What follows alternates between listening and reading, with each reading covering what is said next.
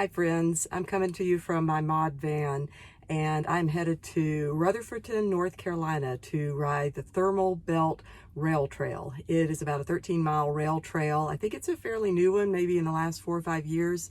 I think that it was developed, but I'm looking forward to it. I have my 15-year-old daughter Paige with me, but we are going to ride that, maybe just wander around Rutherford, and there's I think 3 other towns that this bike trail goes through, and so we'll just see where the road takes us and where our bikes take us.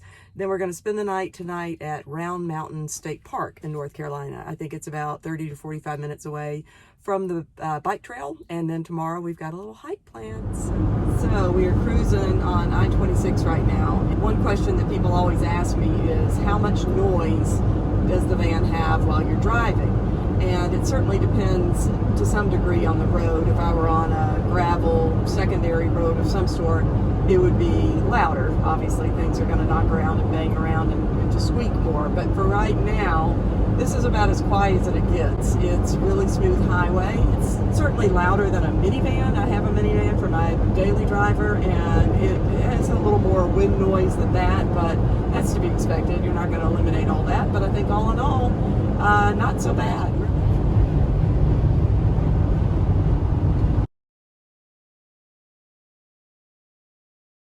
So we are at a porta potty on the trail. We're still not on the trail, clearly. We're in the van still. It's cold here. It's 48 degrees. It's supposed to be like 61, but not. So we went into Rutherford and thought we'll just poke around a little bit and let it warm up. But it still hasn't warmed up a bunch, but I'm determined to get on my bike at least a few miles today. So Rutherford was really quiet and sleepy. So we went to a couple antique shops and tried to get coffee. One coffee place was kind of out of service, the coffee maker, and then the next one, the line was out the door. So we're gonna ride a few miles to earn the coffee now.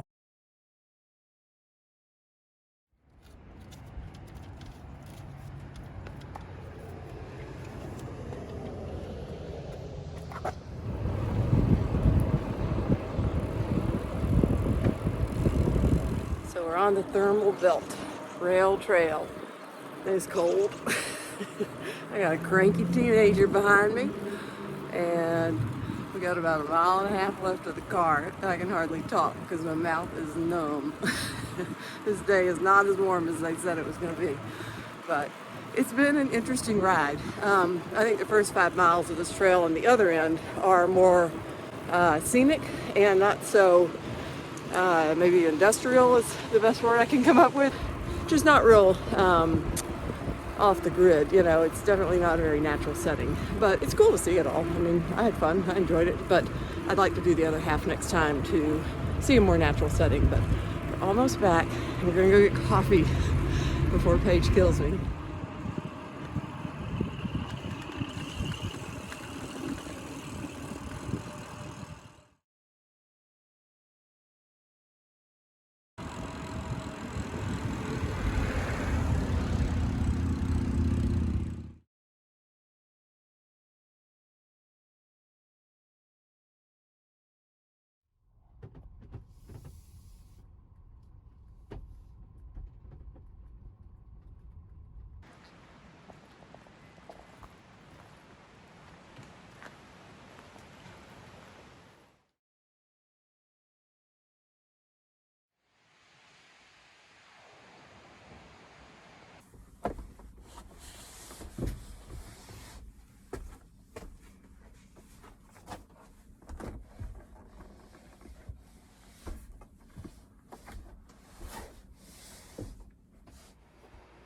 So Paige right now is working on the swivel seat on the driver's side. Both of our seats swivel. That's something you have to pay additional for, but it was worth it to us as a family because 3 people could sit at the table. And look at her go! I have the hardest time doing this, but Paige is doing it like a boss. Look at that. So you have to raise the seat all the way up to get it to do that, and you have to push it forward somewhat for the table to fit, but ta-da, that's it.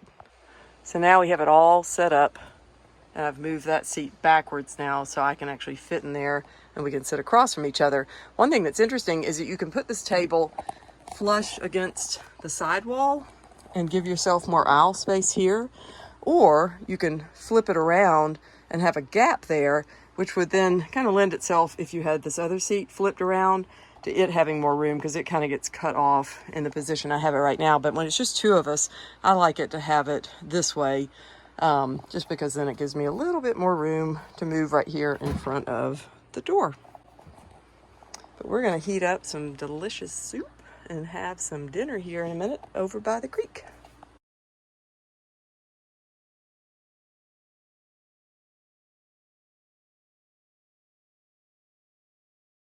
I am showing you under my kitchen cabinet. This is all my kitchen pots and pans and utensils and whatnot. But at nighttime, it can be a challenge to find what you need under here if you don't have a headlamp on. And I don't always have one on if I'm just hanging out in the van. So in order to make it easier to find things, I purchased this little lantern, and it has a clip that you can hang just over some of that tubing or hosing. I'm not sure what that is right there, but it doesn't weigh hardly anything, so I don't feel like it compromises it, and it lights up the space just beautifully. It's charged by USB, so I just have to take it out and recharge it occasionally, but at least you don't have to replace batteries and all that. But I've really enjoyed having that, and when I turn it off, it goes to a glow-in-the-dark feature, which is nice because then I can find it again easily when I need it the next time. Good morning. We are at South Mountain Campground. We stayed here last night, and this is a beautiful state park and beautiful campground. There's only about, I think, maybe about 18 sites. So it's very small, not many with hookups. So that's one of the really beneficial things about the ModVan, is that it's very easy to camp in a dry campground like this. As long as you fill the water tank before you leave home, but there are water spigots here. You could fill it here too. You really don't need anything, especially if you get the increased battery size. We definitely upgraded and do not regret it a bit for situations like this. One thing to note, I got up early this morning because I got cold. I had to close our windows, but I came down here to make some coffee and just sit and read while I waited for her to wake up. That's one of the limiting factors about a ModVan, because you don't have that high transit roof.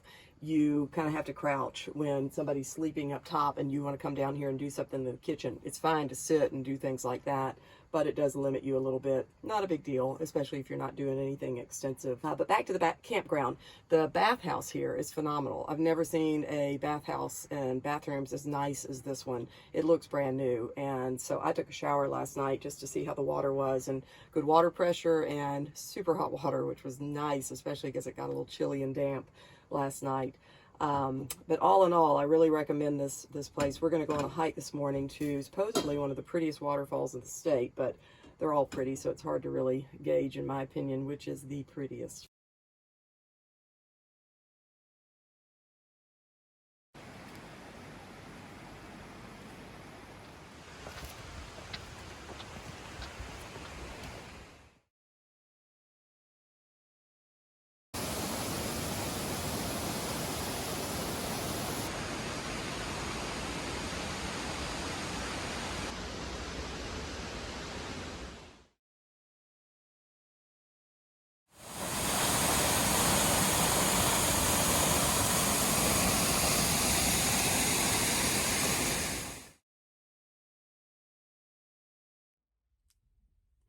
So back home, back to the grind, but we truly had a fantastic trip, and I would recommend both the Thermal Belt Trail and South Mountain Campground and State Park. I didn't record a whole lot on the bike path just because my hands were freezing. It was so cold, but I did enjoy it more than I probably conveyed in the video, and I look forward to going back and doing the other half of it because I think it's a little bit more of a natural setting versus going through the small towns as much.